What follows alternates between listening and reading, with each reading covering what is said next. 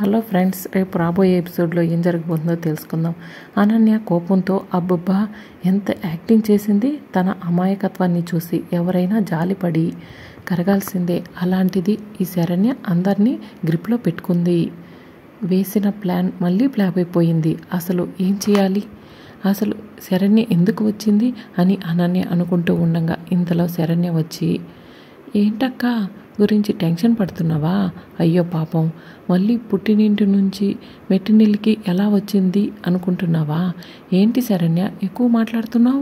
బాగానే మాటలు నేర్చుకుని వచ్చావు కదా, ఎవరు చెప్పారు?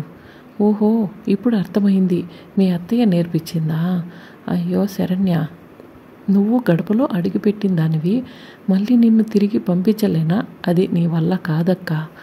అక్క, నీకు ఇంకా తెలీదు చెల్లి గురించి. ఎంత ఏడ్చానో ముందు ముందు నువ్వు కూడా అంతలా ఏడుస్తావక్క.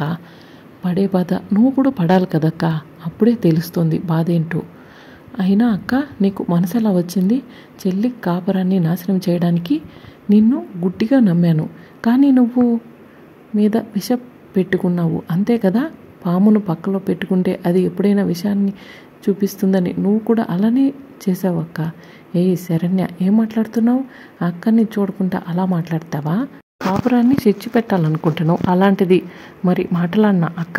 ఇదంతా మాట్లాడుతుండగా ఆనంద భైరవ్ విని, ఇదే కదా కావాల్సింది శరణ్య, ఇప్పుడు కోడలు అనిపించుకున్నావు. మీ అక్క చేసిన భాగోతం నీకు తెలిసిపోయింది, అది చాలు శరణ్య అని అనుకుంటూ ఉండగా ఇటు శరణ్య ఏమో, అక్క బాగా అర్థమైంది. దర్శన్తో పెళ్ళి ఖాయమైనప్పటి నుంచి దర్శన్కి పెళ్ళి కానివ్వకుండా నువ్వు ఎన్ని ప్రయత్నాలు చేశావు, కానీ విఫలమయ్యాయి. ఇక నువ్వు తట్టుకోలేక ఎలాగైనా సరే రోహిత్ బావని పెళ్లి చేసుకుని మీద పగ పెంచుకున్నావు కదా. అవును శరణ్య, నీ మీద అత్తయ్య మీద పగ తీర్చుకోవడానికి ఆయన్ని పెళ్లి చేసుకున్నాను అక్క.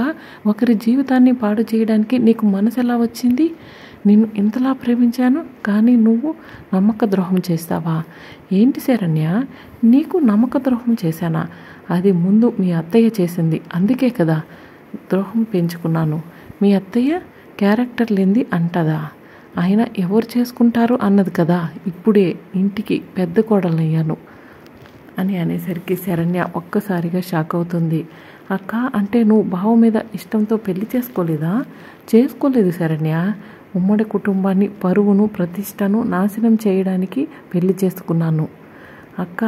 కంఠంలో ప్రాణం ఉన్నంత వరకు ఉమ్మడి కుటుంబం గౌరవాన్ని కాపాడుతూనే ఉంటాను. ఏంటి శరణ్య, ఛాలెంజ్ చేస్తున్నావా? అవునక్క, నీకే ఛాలెంజ్ చేస్తున్నాను.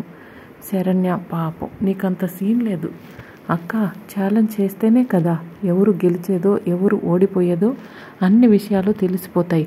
అంటే నువ్వు ఛాలెంజ్ చేయడం ఇష్టం లేదా? భయపడుతున్నావా?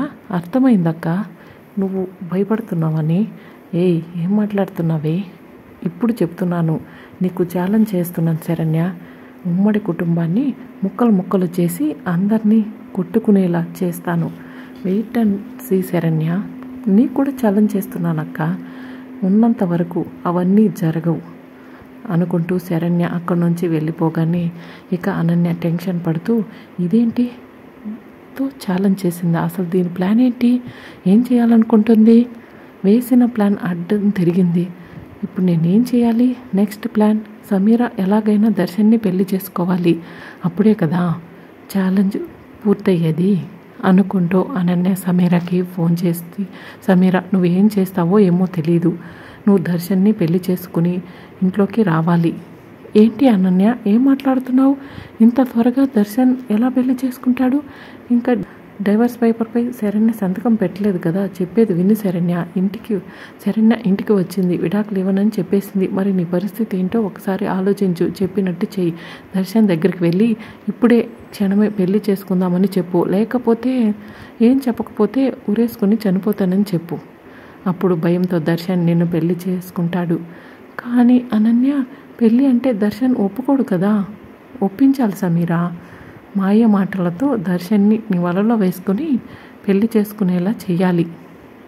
చూడు, రోహిత్ని వలలో వేసుకుని ఎలా పెళ్లి చేసుకుని ఇంటికి పెద్ద కోడలనయ్యాను, మరి నువ్వు కూడా అలా చేయి, ఇంటికి చిన్న కోడలు అవుతావు అని చెప్పి అనన్య ఫోన్ కట్ చేయగానే ఇక సమీర ఏడ్చుకుంటూ దర్శన్కి ఫోన్ చేసి, దర్శన్ కాపాడు, ప్రమాదంలో ఉన్నాను, ఎవరో రౌడీలు మీద వెంట పడుతున్నారు, చనిపోయే ప్రమాదంలో ఉన్నాను, త్వరగా రా దర్శన్.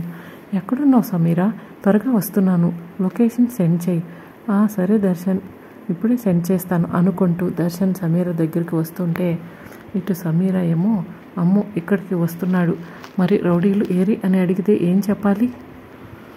గాయాలు చేసుకుంటే సరిపోతుంది, అప్పుడు దర్శన్ నమ్ముతాడు అనుకుంటూ సమీర తనకు తాను గాయాలు చేసుకున్న తర్వాత ఇక దర్శన్ రావడంతో సమీర ఏడుస్తుంటే దర్శన్ వచ్చి, ఏంటి సమీర ఏమైంది, ఇన్ని గాయాలేంటి? దర్శన్ నీకు విషయం చెప్పాలి, మీ అమ్మ శరణ్య కావాలని రౌడీలను పంపించారు, చంపిస్తే నువ్వు శరణ్యతో ఉండొచ్చని ఇద్దరు ప్లాన్ చేసి రౌడీలను పంపించారు దర్శన్. ఇప్పుడు ఏం చేయాలో అర్థం కావట్లేదు దర్శన్, భయంగా ఉంది దర్శన్.